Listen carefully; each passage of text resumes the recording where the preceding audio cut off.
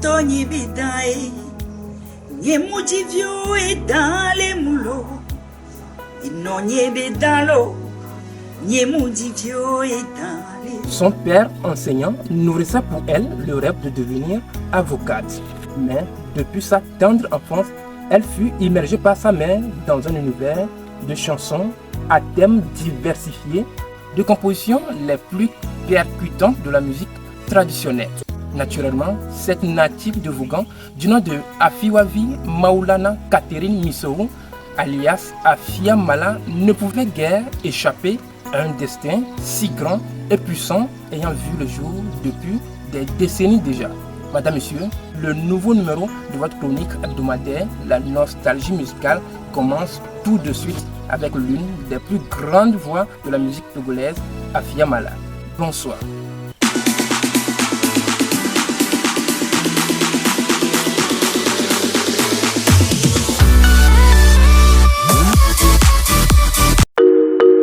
À 45 km de Lomé, la capitale togolaise, se situe la ville de Vaughan où voit le jour Afiwavi Maulana Catherine Missourou, alias Afia Mala, qui découvre la chanson aux côtés de sa mère Mélanie Lissassi Missourou, membre clé du groupe de musique traditionnelle dénommé Hababo, entendu par l'association. Ce groupe est donc composé exclusivement de femmes expertes en percussion africaine. Les plus douées, et c'est le cas de la mère d'Afia, s'adonnaient à la composition de chansons et concevaient des spectacles de chant et de danse. Le soir, au clair de lune, tout Vaughan se réunissait pour admirer les prestations de Hababo. Spectatrice à la fois assidue et admirative du talent de sa mère, Afia choisit très tôt de plaider les causes qui importent en chanson. Papa Antoine Missourou Notéou peut oublier les rêves qu'il nourrissait pour sa fille. Il accepte que Afia, sa fille, vive ses propres rêves. Ainsi, dès le collège, Afia Mala commence à écrire et chanter ses premières chansons, soulevant des tonnerres d'applaudissements lors des fêtes scolaires, au point que certains se mettent à la comparer à l'icône emblématique de la chanson togolaise, la regrettée Bella Bello.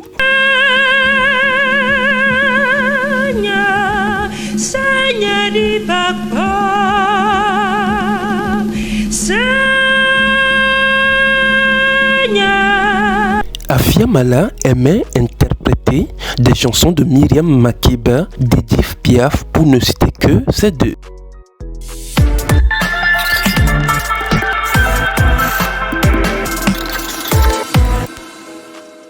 L'année 1974 marque véritablement le début de sa carrière. Cette année-là, Afia Mala chante devant 4500 spectateurs au Palais des Congrès de Lomé. L'accueil du public n'avait laissé indifférent Afia Mala au point d'être motivée à devenir définitivement une chanteuse. En 1976, elle gagne l'étape régionale du concours national de la chanson Interville 76 organisé par la radio-télévision nationale du Togo. En août de la même année, elle défend brillamment à Lomé les couleurs de sa ville natale Vaughan lors de la phase finale du dit concours. Sa carrière prend alors une envergure nationale. 3 ans plus tard, on commence à parler d'elle au-delà des frontières. En 1979, c'est la sortie chez Studio La Satel au Bénin du tout premier album d'Afia Mala dénommé Djalélé. Cet album signe le début de la consécration internationale de la chanteuse. En 1981, elle enregistre à Paris son deuxième album dénommé Lon Vivi sous la direction artistique du feu Jimmy Hyacinthe. En 1984, elle décroche le prix des auditeurs RFI. Les auditeurs de Radio France Internationale la plébiscitent pour sa chanson Ten Homt, c'est-à-dire la Terre noire.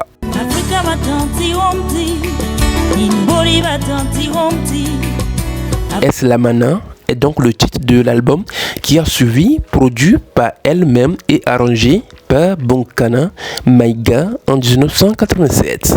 L'album Désir fut enregistré à Paris et réalisé par Manu Liman en 1989 dont le titre Tout le monde est coupable en est révélateur.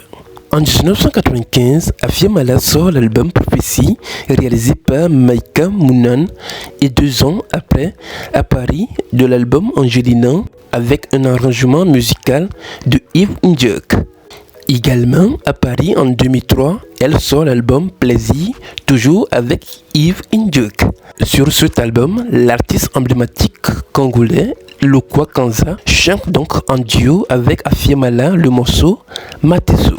Afia Mala fait le grand saut et enregistre son 8e album à Cuba en 2008 avec la Orquestra Aragon. Elle est allée aux sources même de la musique salsa. Elle gratifie ainsi son public d'un album pur montuno, l'authentique musique traditionnelle cubaine. Les morceaux de cet album sont arrangés par les grands musiciens de la Orquestra Aragon, la prestigieuse formation musicale cubaine fondée en 1939. D'autres stars de la musique cubaine participent à l'enregistrement, à l'instar de Rubalcaba, nommé au Grammy Award en 2006, qui a apporté sa touche toute personnelle. En 2019, Afia Mala revient avec un chef-d'œuvre, Identité. C'est la consécration de la promesse du recours aux sources de la diva. Ce nouvel album allie musique traditionnelle et moderne.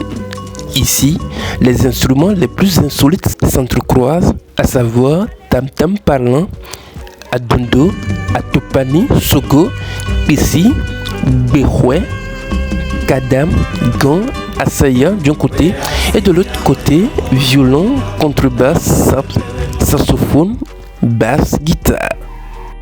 En général, c'est donc un pari réussi pour Identité qui porte bien son nom.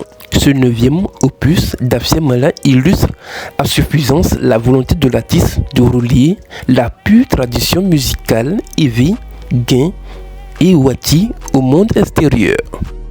Au total, plus d'une dizaine de musiciens africains et européens ont travaillé sur cet album pendant plus de 3 ans.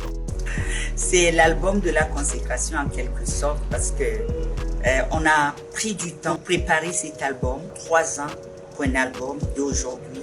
On est fiers. Identité marque ainsi à coup sûr un tournant majeur dans la longue carrière de la chanteuse. La collaboration musicale tant attendue par les mélomanes a été effective en 2024 à travers la voix du roi de la musique togolaise, King Papa Vincent, et sa donne Tchétchékou Tchétché. Tout marchera. Oyombe mabaye kakak pando musobe mo aditi. Kwato kumagwa e musolo. Nyeme vyobe mo aditi.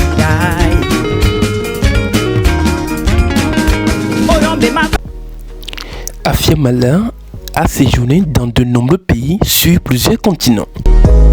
Et donc, le pays le plus remarquable est Almaty, Kazakhstan, dont elle est sans doute la première artiste à y séjourner pour l'instant.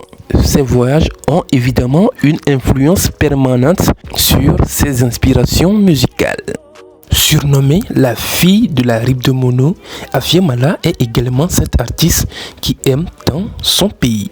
Cet amour pour sa patrie se ressent d'ailleurs pour ce morceau composé exclusivement pour lui rendre hommage à travers le titre Le Togo.